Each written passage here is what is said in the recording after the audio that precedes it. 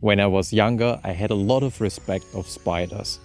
Or to be honest, I was really afraid of them, especially of these fat house spiders with this big body and an overall size of about 5 to 6 centimeters.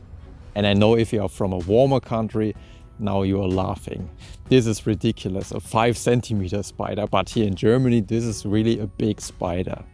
But my whole attitude towards German spiders changed after visiting Indonesia.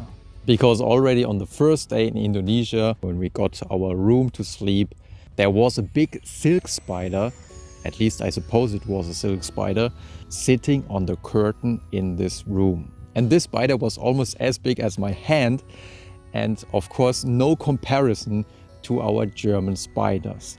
And of course this was only the beginning. For our whole travel, we again and again met quite huge spiders. At least for me as a German, those spiders were really huge.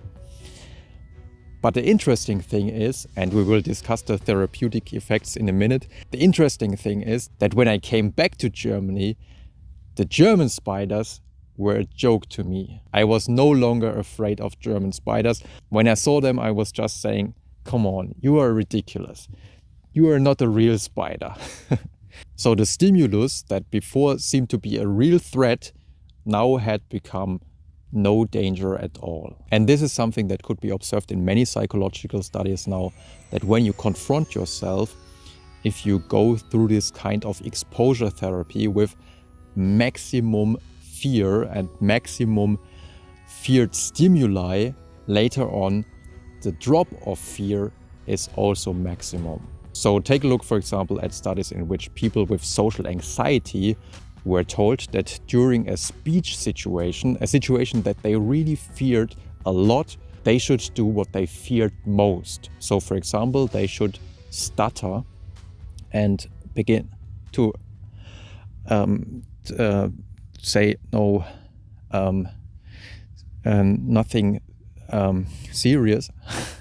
But they were also told to simulate a blackout and for 10 seconds say nothing at all.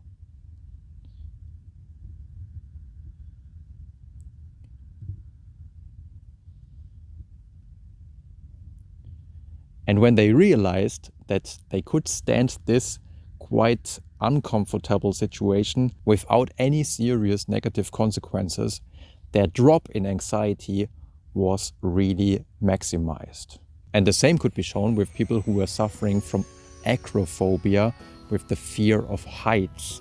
They were taken to very high stairs of a parking house, which of course was already quite distressing for them, but they were also told to lean over the railing and also to shake their head to make them dizzy.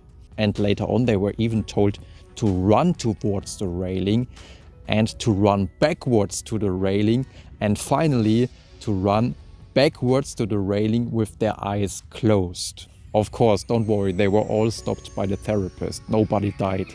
But in this group of maximized anxiety confrontation, the therapy effect really was the biggest. They experienced the strongest drop in anxiety. So whenever you get the chance to face your fear, to face your maximum anxiety, you really should take it, because this can be a very strong resource that you can use in future situations.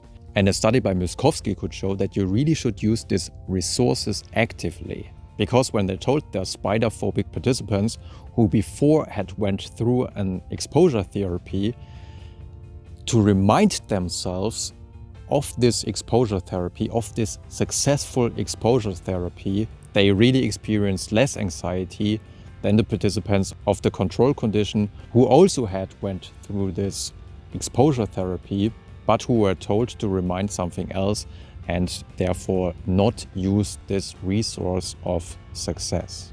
That's it for today. I hope you enjoyed this episode and you found it a little bit helpful. If you want, of course, feel free to take a look at the books or at the website, and maybe we will see next time.